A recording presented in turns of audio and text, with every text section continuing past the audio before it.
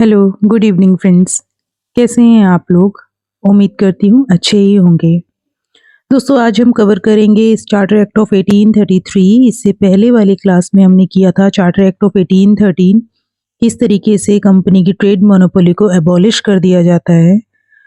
कुछ एक्सेप्शंस छोड़ने के बाद में क्रिश्चियन मिशनरीज को अलाउ किया जाता है और लोकल गवर्नमेंट को पावर दी जाती है टैक्सेस इम्पोज करने की। चलिए देखते हैं चार्टर एक्ट ऑफ 1833 में क्या होता है। सबसे पहले तो ये कि ये एक्ट ब्रिटिश इंडिया में सेंट्रलाइजेशन की दिशा में फाइनल स्टेप था।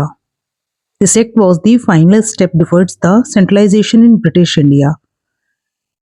अब इस एक्ट में क्या था? इस एक्ट में पहला स्टेप ये था कि जो गवर्नर जनरल ऑफ बंगाल हुआ करते थे, उनको अब गवर्नर जनरल ऑफ बंगाल ना कहकर गवर्नर जनरल ऑफ इंडिया बोलना शुरू कर दिया।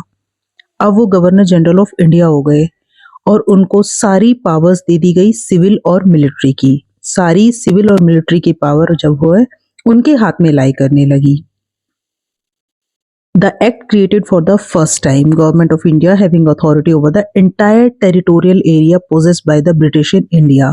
मतलब ये कि जो गवर्नर जनरल ऑफ इंडिया थे उनके अंडर पूरा टेरिटोरियल एरिया आएगा जो भी ब्रिटिश इंडिया का है। जितना भी एरिया ब्रिटिश इंडिया के अंदर में आता है उन सब के ऊपर एक फाइनल अथॉरिटी होगी, वो होंगे गवर्नर जनरल ऑफ इंडिया। ऐसे पहले गवर्नर जनरल ऑफ इंडिया किसको बनाया गया? लॉर्ड विलियम बेंटिक हमारे first governor general of India बने। इसके अलावा दोस्तों आपको याद होगा कि गवर्नर ऑफ बॉम्बे और गवर्नर ऑफ मद्रास को सबऑर्डिनेट बनाया गया था गवर्नर जनरल ऑफ बंगाल के अंडर। अब क्या किया गया कि जो भी गवर्नर जनरल वो गवर्नर ऑफ बॉम्बे और गवर्नर ऑफ मद्रास के हाथ में लेजिस्लेटिव पावर्स थी, उनसे वो छीन ली गई, उन्हें उस पावर से डिप्राइव कर दिया गया।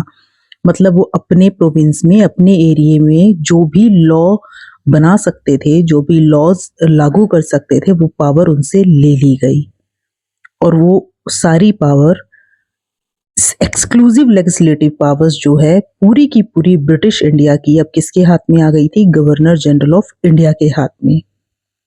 अब क्या हुआ दोस्तों कि the laws made under the previous act were called as regulations.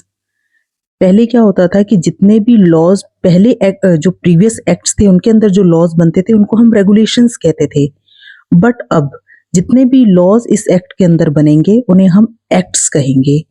अब उन्हें रेगुलेशन ना कहकर एक्ट्स बोला जाएगा। इसके अलावा क्या था कि it ended the activities of the East India Company as a commercial body. क्या था कि जो ईस्ट इंडिया कंपनी एक कमर्शियल बॉडी बनकर आई थी, कॉमर्स करने आई थी, ट्रेड करने आई थी, वो एक्टिविटीज को कंप्लीटली एंड कर अब ईस्ट इंडिया कंपनी क्या बन गई थी? Purely administrative body.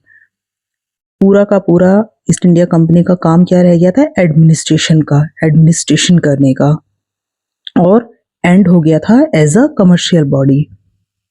इसके अलावा क्या था कि charter act of 1833 attempted to introduce a system of open competition for selection of civil servants. दोस्तों इससे पहले क्या हो रहा था कि जितने भी सिविल सर्वेंट्स जो चुने जाते थे वो कंपनी के अपने ही लोग होते थे, अपने ही जानकार लोग होते थे। इस एक्ट में क्या कहा गया कि अब ओपन कंपटीशन होगा। इस एक्ट में ओपन कंपटीशन को इंट्रोड्यूस कर दिया गया सिविल सर्वेंट्स को चुनने के लिए।